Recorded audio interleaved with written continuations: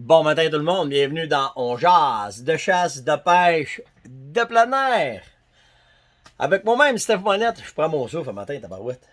J'ai mis l'affaire en tête, puis un matin, elle m'a vous conté ma nuit, si vous allez trouver ça drôle. Ben, en tout cas, je sais pas si vous allez trouver ça drôle.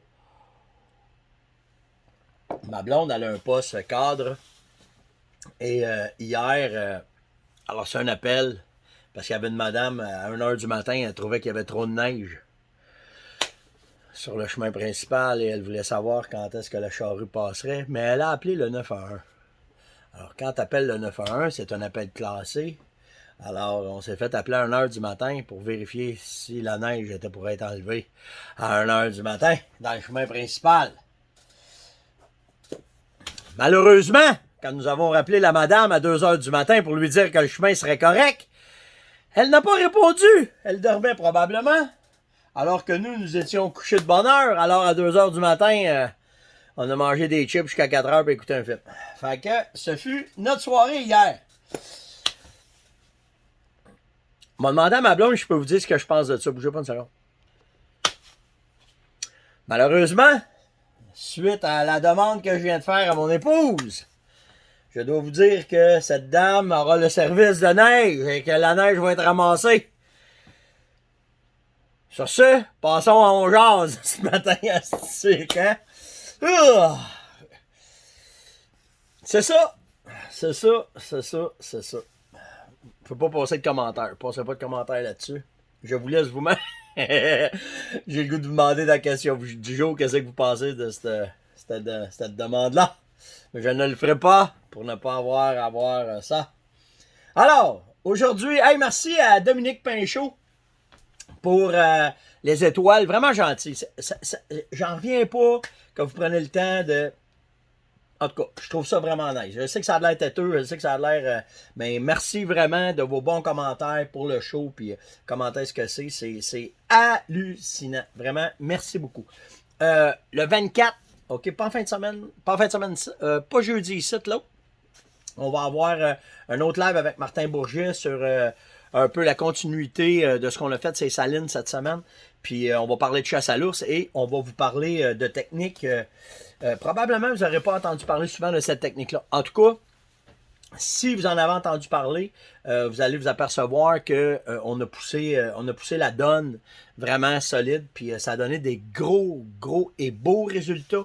Puis vous allez comprendre, vous allez être un step en avant de vos voisins quand vous allez écouter ce show-là pour comprendre qu'est-ce que vous pouvez faire pour déjouer le chevreuil quand la chasse va arriver, mais aussi créer une habitude bien spéciale. Là, je ne veux pas vendre le punch, parce qu'il faut garder ça pour le 24, mais vraiment, vous allez vraiment capoter. En tout cas, je capote cette nouvelle façon de faire, là, vraiment. Autant que, je pense que c'est l'année passée qu'on avait parlé des grattages horizontaux, personne n'avait jamais entendu parler de ça. Ben là, c'est une autre affaire dans ce genre-là. Puis des fois, c'est juste une petite affaire. Juste une petite affaire, tu fais, ben voyons, toi, je n'avais pas pensé à ça. Là, ça marche. Fait qu'on va vous parler de ça le 24. Fait que je fais juste vous préparer à cela. Vous pouvez aussi aller marquer intéressé. Vous allez voir les pubs passer un peu partout, là. Ne juste dire que vous êtes intéressé, ça va nous donner une idée comment est-ce qu'on va faire ça. Oh que là, oh, ça va. Ça va-tu chioler? Je le sais pas. Il faut que je vous parle de ça aussi. J'ai un large jasant de chiolage. Là. Je veux pas chioler le matin. Meeting. Je vais juste mettre ça parce que je veux pas l'oublier. Sur la banquise, on a une banquise record cette année. Ce qui veut dire que si on a une banquise record, ça veut dire qu'il va y avoir des nids de naissance record. On prévoit qu'avec les banquises records qu'on a là, qu'il va y avoir à peu près 200 000 blanchons qui vont venir au monde. Madame Bardot va être contente. Hey, elle va avoir réussi à sauver ça. Je ne sais pas ce qui va arriver comme impact dans l'environnement, par exemple, là. Mais Mme Bardot va être contente. Je suis un peu sarcastique un matin, hein? Mais c'est ça. Je sais pas comment est-ce que les biologistes fédérales vont réagir avec ça. J'ai vraiment aucune idée. Puis en plus, ils annonçaient que quand la chasse va ouvrir, il y aura une tempête de neige. Fait que les gars ne pourront pas monter sur les banquises. Ça va être... on va peut-être avoir des problèmes bientôt là, avec ça. Là. Ben, c'est déjà commencé, mais là, avec ce shot-là, ça sera pas. Puis, je vais vous dire de quoi, OK? Euh, souvent, quand ça arrive, il va y avoir probablement, en tout cas, on verra là comment est-ce que Mindhunter va décider de ça. Mais souvent, il y a une maladie qui va se mettre là-dedans pour que ça se détruise. C'est arrivé ça avec le caribou. Présentement, le flyway mid canadien, là, okay? Il y a 3 flyways d'oiseaux migrateurs au Canada. Okay? Tu as celui de l'Est, du milieu puis de l'Ouest. Puis celui du centre, okay, qui avait, si je me trompe pas, il était rendu à 8 ou 9 ou 10 millions de oies blanches dans ce flyway-là. OK?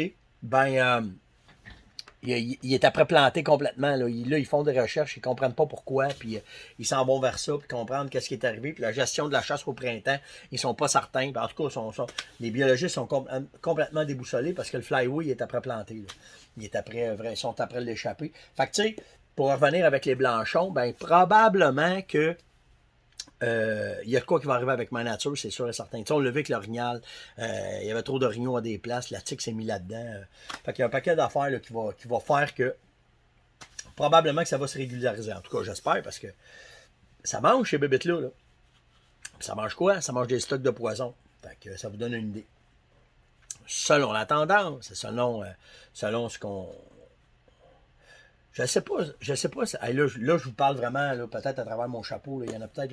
Là, je vais vous parler de peut-être des informations, mais je ne les ai pas vérifiées parce que d'habitude, j'essaie de vérifier mes sources. Là. Mais, tu sais, on parlait que la morue avait planté, puis le phoque avait monté, puis il disait qu'il y avait une incidence là-dessus, mais je me souviens pas des études, qu'est-ce que j'ai lu. Peut-être vous allez pouvoir me le dire, là, si vous êtes de la Gaspésie, de la Côte-Nord ou du Nouveau-Brunswick ou peu importe. Mais il semblerait que une partie du déclin de la morue serait à cause des phoques gris puis les loups marins. En parlant de tiques, je vais parler de tiques d'orignal, mais il y a des grosses recherches qui sont faites. Et présentement, on serait sur le bord d'être capable de sortir un vaccin contre la maladie de Lyme. Fait que ça veut dire que si tu es quelqu'un qui aime aller dans le bois au printemps, l'été, puis jusqu'à temps que le fret pogne, ben ça vaudrait la peine d'aller se faire vacciner pour pas avoir la maladie de Lyme. Alors, c'est juste sur le bord de sortir. Là, ils sont après, c'est aux États-Unis, parce qu'aux États-Unis, la maladie de Lyme fesse beaucoup à cause des tiques, justement à cause de l'habitat et de la température.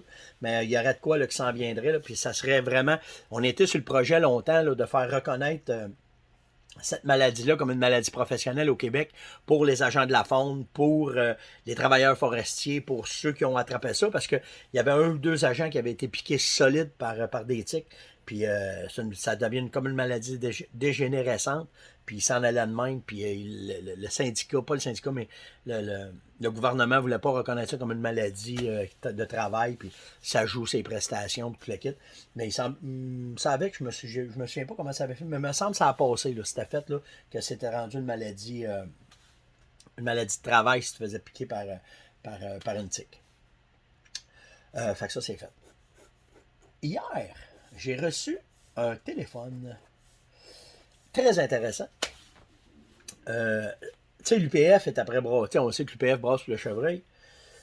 Oh, que quand l'orignal va arriver, on est mieux de s'atteler parce que je pensais que c'était des passionnés pour le chevreuil, mais pour l'orignal, c'est plus que passionné, c'est viscéral, c'est le roi de nos forêts. Il y a eu, je peux pas parler de tout ça tout de suite, de où est-ce que ça devient. J'ai eu ça, on a des taupes, on a certaines personnes, mais il y aurait eu certains meetings qui sont après se préparer pour. Puis là, il y a des coups de poing qui se sont donnés sur la table. Fait que j'ai bien hâte de voir. J'ai pas encore commencé à jouer dans le dossier de l'orignal, mais il semblerait qu'ils sont déjà après se préparer.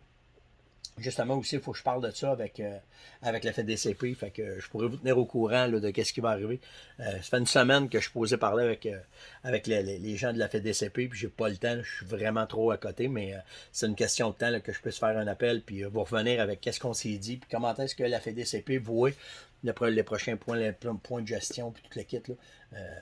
Ça a marché quand j'ai juste dit il n'y a pas personne qui veut nous parler. Ben, en fin de compte, il y a eu des téléphones qui sont faits, puis ils sont ouverts, vraiment ouverts. J'ai rien à dire contre ça, là, vraiment. Là. Puis ceux qui veulent me parler, ben, c'est sûr que je sais pas jusqu'à comment ça va me parler, mais quand même, c'est quand même intéressant ce qui s'en vient. Mais pour l'orignal, et c'est crème. C'est ça.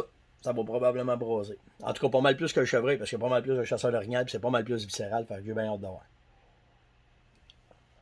Ce matin, j'ai tombé sur une étude hyper intéressante sur les pointes de chasse, pointes fixes, pointes rétractables. 2 ans d'études. Il y a un journaliste qui s'est penché là-dessus. 44 000 $ de budget pour acheter des pointes, les tester dans des cages thoraciques, dans la pénétration, pour tout arriver au bout. Puis, on va voir les résultats bientôt. Aussitôt que j'ai les résultats, je vais vous parler de ça, parce que là, ça va, tu sais, ça amène... Tu sais, aux États-Unis, ils ont les mêmes discours que nous autres, hein. C'est-tu meilleur une pointe fixe? C'est-tu meilleur une rétractable? Puis dans l'étude, ça a été intéressant parce qu'ils sont allés voir des bouchers. Puis il y a des États où est-ce que majoritairement c'est des États de chasse à carabine, mais les bouchers, quand ils font la boucherie de la viande, ils trouvent des pointes de chasse. Fait qu'ils ont été capables de sortir ces pointes de chasse-là, de voir où ce que ça avait été. C'est vraiment une belle étude, le fun, là, tu sais, là. C'est sûr, c'est pas scientifique encore, là, c'est une étude, mais quand même, on va dire ça de même. Les observations qui ont été faites sont hyper intéressantes, hyper pertinentes, je vais vous dire. Puis j'ai hâte de voir c'est laquelle qui va être la top notch. Ça va être une rétractable, ça va être une fixe. Vous savez, moi, je suis un gars de pointe fixe. Mais plein d'affaires, là, ben le fun. Fait qu'en tout cas, je vais vous revenir avec ça. J'attends, là, je me suis abonné, j'ai demandé les résultats, puis j'ai hâte de voir comment est-ce que ça va sortir. Fait que ça va être de quoi de nice. Autant pour l'arbalète, puis autant pour la chasse à l'arc. J'ai Brandon qui m'a demandé dans les beddings, OK, puis les ravages, parce que les deux vont ensemble, parce qu'il me parlait des beddings d'hiver. Ben, les beddings d'hiver, c'est un ravage. Est-ce que c'est une bonne place pour aller ramasser les cornes? Sure. C'est sûr, c'est une bonne place. Par contre, attends qu'ils sortent. Va pas là, va pas à 5 sites. Parce que là, c'est le pay-bout. Les 3 prochaines semaines, là, c'est le pay-bout pour le chevreuil. Fait que laisse-leur le temps que la neige parte, qu'ils sortent. Ils ont commencé à sortir parce que hier au soir, avec la belle madame d'hier, hein, à 2 h du matin, j'étais bien debout à regarder la lune. Puis, j'avais des chevreuils en avant chez nous. Des chevreuils sauvages qui étaient sortis. Ça faisait à peu près... au moins 3-4 semaines, je les avais pas vus. Puis là, hier, ils étaient en avant de la maison. Fait qu'ils ont sorti, ils ont laissé tomber toute la neige qui est tombée dans les 3 dernières semaines. Puis là, ils ont ressorti, puis ils étaient en avant de la maison. Fait que, ben intéressant de voir que... Mais comme je te dis, dans ton cas, Brandon, attends, donne-leur un peu de temps pour les 3-4 prochaines semaines, là, qu'ils sortent bien comme il faut des ravages. Puis après ça, puis tu vas voir, c'est pas dans 3 semaines, ça va être le meilleur. Le meilleur, là, c'est quand que les flancs sud, ils commencent à se dégarner, là, qu'il n'y a plus de neige. Les flancs nord, il en reste. Puis là, tu vas voir, quand tu rentres des ravages, il y a les trails de chevreuil, la neige, ça fait comme une piste de skidoo. C'est tellement tapé que partout c'est fondu, puis il reste juste la trail qui est encore là. Fait qu'à alentour, il n'y a plus de neige. Fait que le long des sentiers, souvent, c'est là que tu vas trouver les panaches. Puis c'est là que tu vas pouvoir t'en ramasser une couple. Fait que, s'il y a des bugs, bien entendu. Mais oui, c'est une affaire vraiment le fun, puis vraiment cool. Je vous ai parlé de ça aussi. Ah oui, hey, ce matin, j'ai Steve, un fidèle auditeur. Il était avec nous autres depuis le début. On se parle depuis le début. Puis il m'a dit, Stéphane, j'ai 2 personnes qui font les changements dans ma vie. Ils sont sharp, ils sont fins. Il dit, je sais que ça n'a pas rapport avec... Si j'ai compris le texte, là, mais il dit, je sais, ça n'a peut-être pas rapport avec la chasse lapin, mais j'aimerais ça vraiment que tu les salues pour moi, puis dire que j'apprécie leur gentillesse avec moi, qui ont changé un peu ma façon, ma vie, ou je sais pas trop, là, dans la façon qu'on parle ensemble. Fait que les 2 personnes, c'est Evelyne Dubé et Simon Pelletier. Ben, tu sais, ça fait du bien d'avoir du monde qui font du bien, parce qu'il y en a plein qui font du mal. Puis quand tu as des bonnes personnes autour de toi, ça me fait plaisir d'en parler. Alors, Evelyne et Simon, une salutation spéciale de la communauté On Jase, et c'est Steve qui voulait vous dire ça. Les munitions, ça commence à rentrer, OK? J'ai eu des informations. Tedford, Chasse et Pêche, et il avait reçu du 300 WSM. Certains Canadian Tire aussi. Sale, c'est sur le bord de rentrer. La Tulipe, ça a rentré. Coupe des Cotones, ça a rentré aussi, pour avoir parlé avec Luc. Donc là, soyez là. C'est le temps, si vous avez 2, 3, 4 minutes, là, un jeudi soir, vendredi soir, passez par les boutiques pour aller voir ce qu'ils ont disponible. Ça commence à rentrer. Puis c'est pas des commandes de cette année, c'est des commandes de l'année passée. C'est fou, hein? Qui n'ont pas cancellé. Puis là, ben, ça rentre au fur et à mesure. Fait que si vous avez une chance, allez voir ça. Puis ça va vous permettre de pouvoir vous approvisionner. Parce que je me souviens pas qui m'a écrit pour me dire ça. Mais il m'a dit, Steph, il y a du 300 WSM. Là, moi, je suis correct, j'ai trouvé mes stocks. Fait que je suis correct pour chasser cette année, il n'y aura pas de problème. La seule affaire, j'ai pas trouvé encore, C'est de la poudre pour faire du rechargement. Là, moi, je tire avec la IMR 4350. Pas trouvé encore. Hey, ça va faire quasiment 6 mois que je suis là-dessus. Puis je n'ai pas trouvé encore. Fait que ça vous donne une idée. C'est de la poudre de rechargement. Petit message on the side, s'il y en a à travers la province qui ont trouvé ça, ou qui en ont chez eux, puis qui en ont trop, je suis preneur vraiment. Ben, c'était l'onjase de ce matin, un petit onjase un petit peu plus court que d'habitude. J'ai même pas pensé à ma question du jour. On parle de quoi? On va parler de quoi matin? Gestion. On parle-tu de gestion? Non, on en a déjà parlé. Je vous ai déjà posé cette question-là.